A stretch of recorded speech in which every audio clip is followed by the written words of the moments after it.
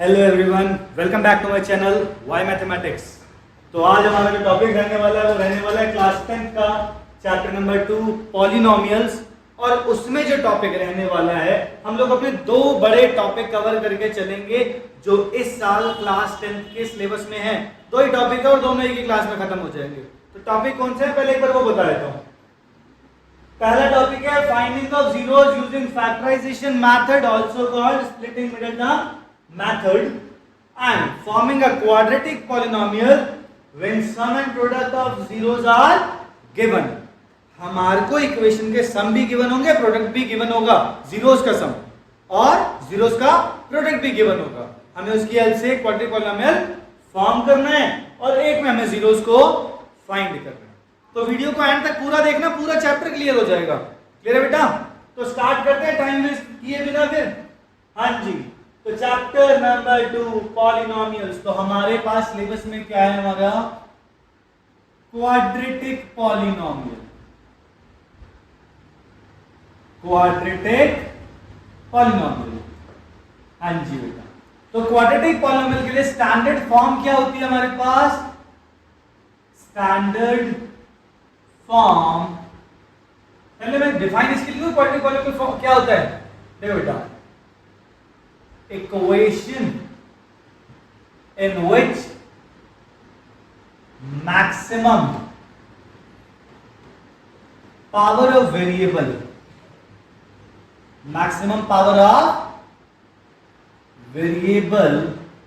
is 2।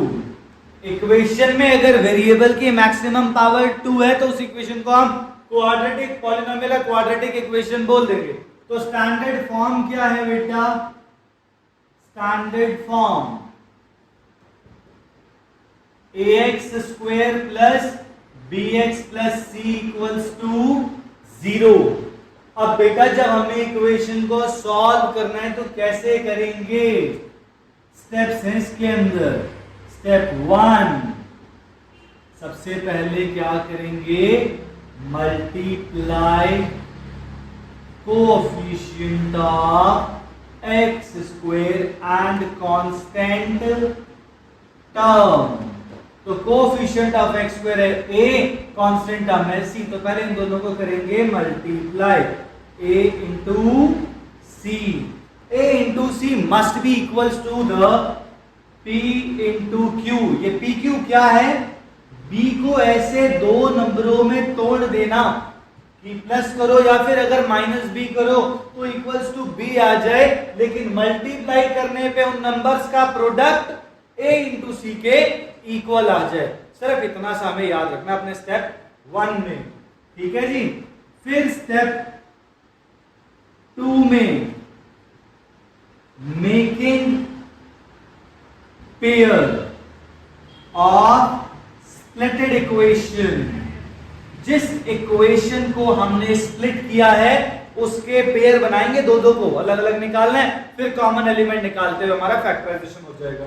तो हाँ बेटा, तो टाइम वेस्ट किए वगैरह अपना जो मैंने भी स्टेप्स लिखे थे उसके ऊपर बेस में अभी क्वेश्चन करूंगा, ठीक है। तो देखना, क्वेश्चन कंसीडर कर लेते हैं। 2x square plus 6x plus 4 equals to 0। अब इसमें बेटा a की जगह 2, b की जगह 6, c की जगह 4। तो जैसे मैंने भी स्टेप्स में लिखा था a इंटू सी, 2 इंटू 4, 2 4 जा 8। क्लियर है बेटा यहां तक? अभी जो b लिखा है बेटा 6, इसको दो नंबरों में तोड़ना है, इजीली टूट जाएगा। 2 प्लस 4 6 होता है एंड 2 इंटू 4 8 होता है।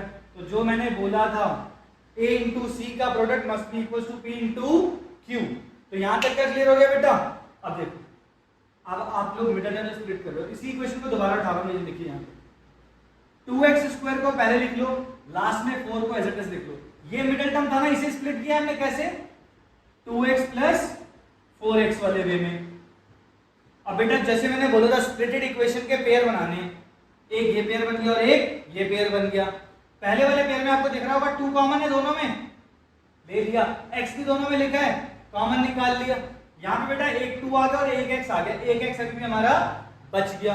इधर से तो बेटा पूरा 2x बाहर आ गया, कुछ नहीं बचा। मैथ्स में कुछ नहीं का मतलब होता है 1। क्लियर है बेटा? जहां मल्टीप्लिकेशन में कुछ नहीं बचता वहां पे 1 बच जाता है। फिर इधर भी 4x प्लस 4, दोनों में कॉमन है 4, यहां से बचा x, यहां से बचा प्लस का 1। इन दोनों में क्या कॉमन है? इन दोनों में दिख रहा है हमें हमारा x प्लस 1 कॉमन है, फिर बचा 2x प्लस 4 इक्वल्स टू 0। तो बेटा अब मैं यहाँ पे अपना फाइनली जीरोस निकाल लेता हूँ। पहले एक बार रखूंगा x प्लस 1 को इक्वल टू 0, तो कितना आएगा बेटा x का वैल्यू, ये यहाँ पे आके हो गया माइनस। दूसरी बार 2x प्लस 4 को रखेंगे इक्वल 0, वहां जाकर के 2x minus 4, then x is equal to minus 4 upon 2 minus का 2। तो ये आ गए हमारे जीरोस। चलो आगे देखते हैं। इसी में हमारे पास वेरिफिकेशन, हमें कैसे पता लगेगा कि हमने जो आंसर निकाला है वो सही भी है या नहीं, उसके लिए हम लोग करेंगे अपना वेरिफिकेशन। इसी को वेरीफाई कर देते हैं, ठीक है। तो मैं एक बार दोबारा लिखता हूं, a की जगह था 2, b की जगह 6 और c की जगह था 4। जहां पे इक्वेशन थी बेटा 2x square plus 6x plus 4 equals to 0। Verification जब करते हैं तो sum of zeros minus B upon A. अच्छा जीरोस क्या थे?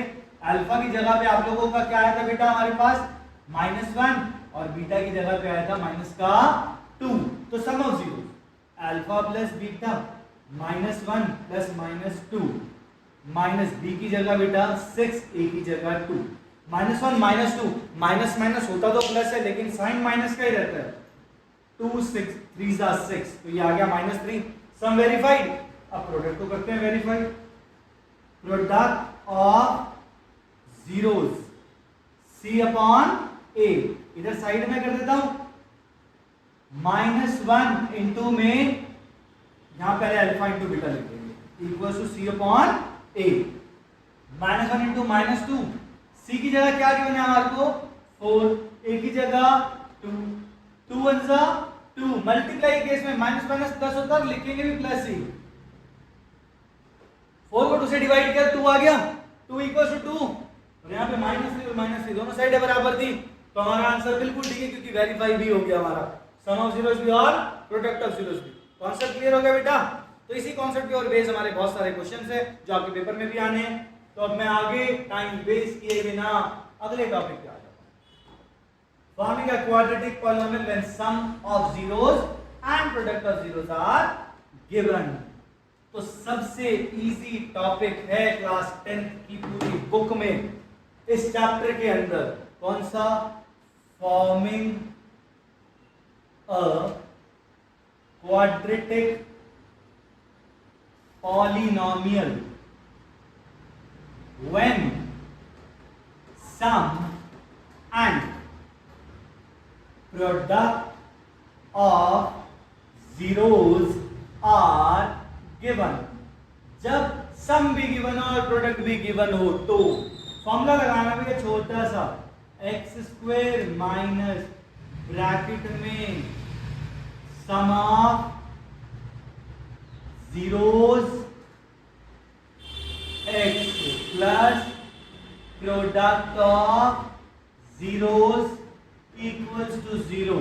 एक क्वेश्चन ले लेता हूं अपनी तरफ से, इमेजिन कर लेते हैं। सम ऑफ जीरोस हमें गिवन है -2, प्रोडक्ट ऑफ जीरोस हमें गिवन है 1। ठीक है बेटा? तो इक्वेशन क्या फॉर्म होगी? X square minus sum of zeros की जगह -2, साथ में एक्स प्रोडक्ट ऑफ जीरोस की जगह 1 लिखा और साथ में equal 0। Then x square minus minus plus का 2x प्लस 1 इक्वल्स टू 0। ये हमारा आ गया आंसर। तो चैप्टर नंबर 2 में 2 ही टॉपिक थे, दोनों खत्म हो गए एक ही वीडियो के अंदर। पूरी वीडियो को एंड तक देखना जरूर, और वीडियो को लाइक जरूर कर देना, शेयर कर देना, सब्सक्राइब कर देना, बेल आइकन का बटन जरूर दबा देना, चैनल को सब्सक्राइब जरूर करना, ताकि आगे और वीडियोस आती रहे आप लोगों के पास। थैंक यू सो मच बेटा।